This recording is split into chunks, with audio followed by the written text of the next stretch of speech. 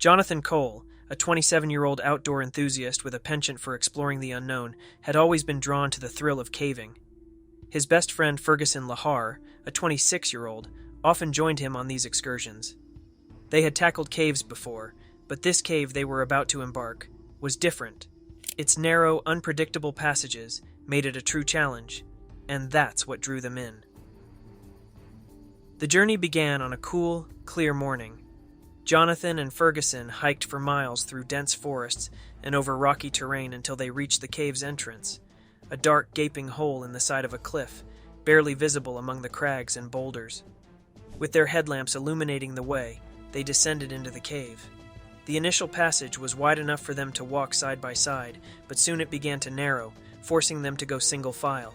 The walls closed in around them, the rock cold and damp to the touch. As they ventured deeper, the cave started showing its true colors. The passageways twisted and turned in all directions, some so tight that they had to squeeze through sideways, their bodies pressed uncomfortably against the rock. Despite the challenges, they pressed on, driven by curiosity and the thrill of discovery. Hours passed as they navigated the serpentine tunnels. They talked less as the passages grew tighter, focusing on the task at hand. Eventually, they reached a point where the tunnel split into two narrow passages, one to the left and one to the right. After a brief discussion, they decided to take the left path, believing it would lead them to a beautiful chamber, as they were told by others that have been here before. The left passage was immediately more difficult than the others. It was a low, narrow tunnel that forced them to crawl on their stomachs, inching forward through the darkness. The ceiling pressed down on them, and the walls were so close that they could feel the rough texture of the rock against their shoulders. Halfway through the passage, Jonathan, who was leading, realized something was wrong. The tunnel was narrowing even more, to the point where he could barely move forward. He tried to back up, but the tight space made it nearly impossible. He was stuck. Panic began to set in as Jonathan struggled to free himself. He called out to Ferguson, who was a few feet behind him, his voice echoing through the tight space. Ferguson tried to reach out to help, but the narrow passage limited his movement. The two men were trapped in the belly of the cave, with no way forward and no easy way back. The weight of the earth around him felt like it was closing in, squeezing the air from his lungs. His muscles strained as he tried to wriggle free, but the rock held him fast, an unyielding grip that refused to let go. Every movement caused sharp pain to shoot through his chest and shoulders.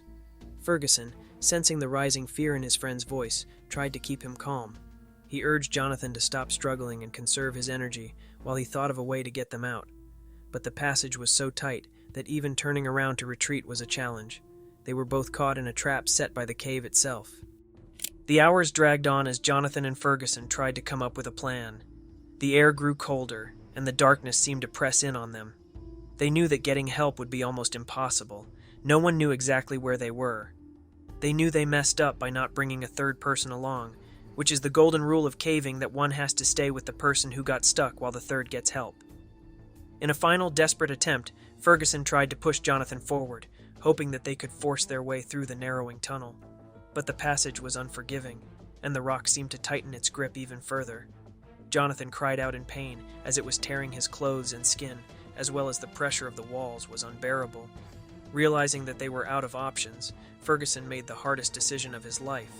He told Jonathan that he would try to back out of the passage and go for help, even though he knew that the chances of finding help in time were slim, but he held on every ounce of hope he could find. Jonathan, barely able to speak, agreed, urging Ferguson to go. With great effort, Ferguson began to inch backward through the tight passage. It was a slow, agonizing process, and every movement was a struggle, as he finally made his way out of the narrow tunnel. By the time Ferguson emerged from the cave, exhausted and disoriented, the sun was beginning to set. He contacted the rescue team immediately. A team of rangers that were the nearest were sent initially. They were experienced men who knew the area well, gathered their gear, and followed Ferguson back to the cave. They worked tirelessly to reach Jonathan, but the tight passage and the cave's remote location made the rescue operation incredibly difficult. When they finally reached Jonathan, hours had passed since Ferguson had left him. The rescuers found him unconscious, still wedged in the narrow tunnel, but he was alive. They chipped the rocks that surrounded Jonathan and put hooks. The idea was to fill in a glycerin solution to make Jonathan slippery enough and then pull him out through using ropes. The pulling went on for long, and eventually they were able to get Jonathan out of the misery. He was rushed to the hospital. It took him weeks to recover from this tragedy. In April 1991, Emily Davis Mobley, a 40-year-old experienced caver with a love for exploration, embarked on an expedition to map the infamous Lechuguilla Cave's unknown sections in New Mexico. Known for its stunning formations and treacherous passages, Lechuguilla is one of the deepest and most complex caves in the world, luring adventurers with its mystery and beauty. But on this trip, what was meant to be another exhilarating journey into the Earth's depths turned into a nightmare that tested Emily's endurance and the limits of human courage. The rescue attempt would cost the government a whopping $100,000. The expedition started like any other. Emily and her team descended into the cave, navigating through tight squeezes, jagged rocks, and vertical drops. The atmosphere was charged with excitement and the hum of discovery. The cave's beauty was breathtaking. But as they ventured deeper, the terrain grew more challenging. The air became thinner, and the narrow passages began to close in. After hours of strenuous exploration, the team reached a particularly remote section of the cave. This area was rarely visited due to its difficulty, and the allure of the unknown drove them forward. Emily led the way, squeezing through a narrow passage barely wide enough for his body. The walls pressed against her as she inched forward, her helmet scraping against the ceiling. Suddenly, as she attempted to maneuver through an even tighter spot, she placed her hand on a massive boulder to move up. However, it was loosened by years of dripping water. In a split second, the massive boulder slipped and came sickening down on her leg, jammed into a crevice with a sickening thud. The pain was immediate and overwhelming. Emily's leg was caught between the fall, and every attempt to free herself only made it worse. The sharp, unyielding stone bit into her flesh, sending waves of excruciating pain through her body. Her breathing became rapid and shallow as panic began to set in. The darkness around her seemed to close in, and the isolation was terrifying. She was miles deep into the cave, far from the surface and any hope of immediate help. The rest of the team, realizing something had gone wrong, came to assist and moved the massive boulder that was crushing down on her leg. As hours passed, the pain in her leg intensified. Time lost all meaning in the darkness. Every second was an eternity of agony. Emily could feel the strength draining from her body as she struggled to stay conscious, the pain threatening to overwhelm her entirely. The doctor and her team splinted her leg, but now the concern was how to get her out in this dire situation. A message was sent to the surface, and soon a full-scale rescue operation was underway. News of the incident spread, and over 200 rescuers, including some of the best cavers and medical professionals in the country, converged on Lechuguilla Cave. The rescue was fraught with challenges. The cave's complex layout and extreme depth meant that it took hours just to reach Emily. Rescuers had to navigate through the same tight passages, carrying heavy equipment and medical supplies. The cave's sharp rocks and steep drops made every step dangerous, and the further they went, the more difficult it became to communicate with those on the surface. When the first rescuers finally reached Emily, the rescuers worked carefully, knowing that any wrong move could worsen her condition. They used ropes and pulleys to slowly, painstakingly, move her from one area to another and then lift her up. They were 2 miles deep in the earth. By that time, Emily had bravely got into her senses. As she had been on several rescue missions, this was the first time she was being rescued. She, in fact, was one of the most experienced, which is why she led her own rescue by instructing the team how they should get her out, all while requesting pizza to eat as she was starving for quite a while. It's amazing to see how she not just fought through her pain, but also could find humor in that situation. Emily had to be carried out of the cave, a task that would take days. The rescuers created a makeshift stretcher and began the arduous journey back to the surface. They had to navigate the same narrow passages, steep climbs, and vertical shafts, all while lifting her up with caution for her safety. After 3 days of relentless effort, the team finally neared the cave's entrance. The last stretch was the hardest, an almost vertical climb that required precise coordination. With every ounce of strength they had left, the rescuers slowly, carefully, lifted Emily out of the cave. Emily was awake for 30 hours during the final stages of her evacuation, which culminated with her emergence from the cave about 12:15 a.m. Emily was immediately taken to a hospital, where doctors treated her injuries. She had suffered severe trauma to her leg, but against all odds, he survived. On April 7, 2008, Michel, a 30-year-old adventurer, left for a solo trip to explore a cave that had recently caught his interest. He was not a seasoned caver. This new hobby just kicked in him a few months. He has always been an avid mountaineer, though. That day, he was set to explore Okow National Park, situated about 10 miles north of Krakow in southern Poland. The Jura boasts 220 known caves, with Okow alone housing 10 of them.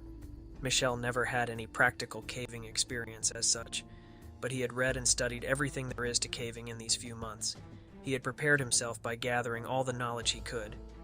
But the truth is, reading about an activity and actually doing it are, of course, very different. Michel's research on Okow National Park revealed a crucial detail. Caving was strictly off-limits. The park's caves had been repeatedly plundered by fossil thieves, prompting the installation of barred grates to keep intruders out. Yet, Michel was undeterred, despite the warnings.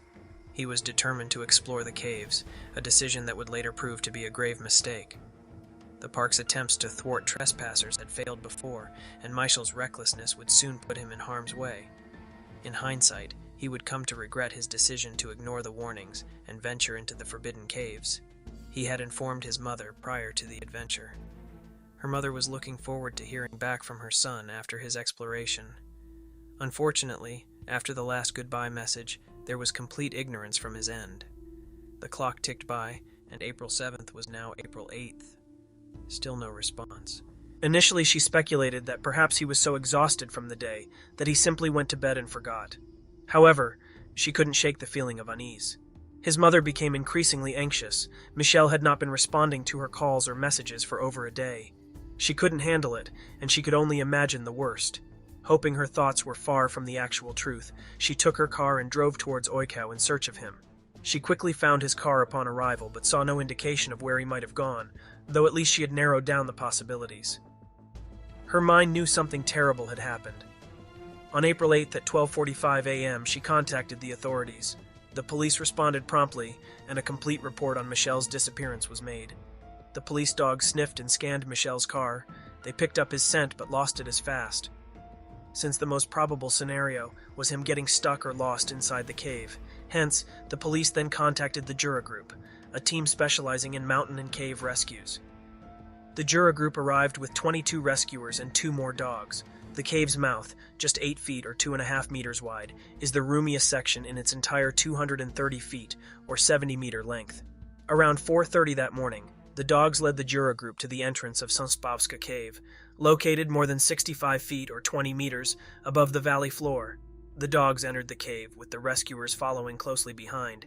Inside, they found a chamber that sloped downward toward a barred grate. As soon as they arrived there, signs of Michel's presence were evident. They immediately spotted his keys, backpack, and a displaced grate. This discovery left little doubt that Michel was still inside the cave. If he was trapped in the incredibly tight tunnel, rescuing him alive would be an extraordinarily difficult task. As the rescuers ventured deeper into Lechuguilla Cave, the tunnel's walls seemed to close in around them, forcing them to squeeze through narrow passages that tested their physical limits. The Jura Group's slender members were the only ones who could attempt to navigate this treacherous terrain, and even they struggled to make progress. The air was thick with tension as they inched forward, their bodies contorted to fit through the tight spaces. One rescuer described the ordeal as trying to slip under a small car.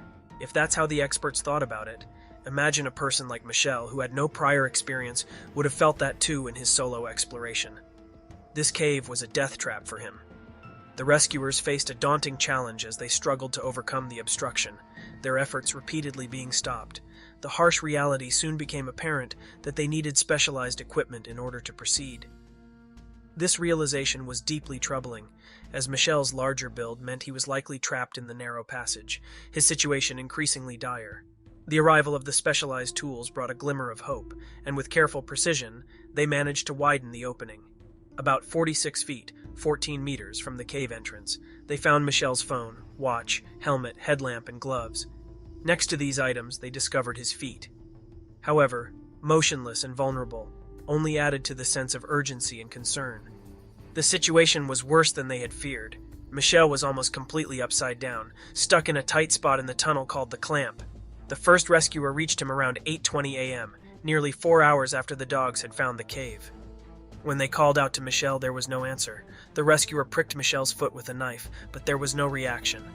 Finally, when the rescuer grabbed Michel's ankle to check for a pulse, it became clear there was no heartbeat. His skin was cold and his legs were stiff. Michel had been dead long before his mother realized he hadn't come home. As the reality of the situation set in, the rescue effort shifted to a recovery mission. With Michel's mother waiting anxiously below, the Jura group worked tirelessly to free his body, using chisels to carefully extract him from the crevice. The process was slow and laborious, taking hours to complete. Once they finally freed him, they faced the daunting task of navigating his body through the narrow main tunnel, a process that required careful coordination and patience. It wasn't until 6:30 that evening that they finally managed to remove Michel's body from the cave. The circumstances of his death were tragic, with his body held upside down for an extended period, causing his heart to work harder and his lungs to struggle. It's believed that he likely tried to make himself as small as possible to pass through the obstruction, but ultimately became stuck. The exact cause of his death remains unknown, but it's thought to be either hypothermia or positional asphyxia.